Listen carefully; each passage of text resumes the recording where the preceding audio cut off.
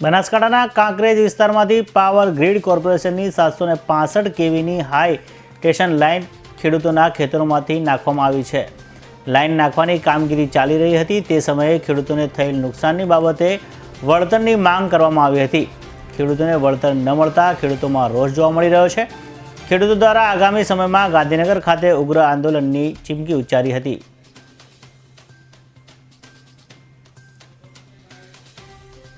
અમારા વિસ્તારની અંદર જે બનાસકાંઠાની અંદર ઘણી બધી લાઈનો નીકળી છે। પાવર ગ્રીડ, ઝેટકો, બરાબર, આવા બધી અલગ અલગ કંપનીઓ ઘણી બધી લાઈનો કાઢી છે અને ખેડૂતોને કોઈ જાતનું પૂરું વળતર મળતું નથી। તો અમે બધા ખેડૂતો એક સાથે મળી અને અમે આજથી છેલ્લા 3 મહિના પહેલાં જે ગાંધીનગરની અંદર ગૃહમંત્રી તથા ઉર્જા મંત્રી તથા ભૂપેન્દ્રસિંહને જે સીએમ છે એમને પણ રજૂઆત કરેલી છે। તો આનું કોઈ નિવારણ આવ્યું નથી। હવે આ લોકો અમને કોઈ નિવારણ આપશે નહીં તો અમે ટૂંક જ સમયની અંદર બધા ખેડૂતો એક સાથે મળી અને ગાંધીનગરની અંદર જઈને આંદોલન કરવાના છીએ।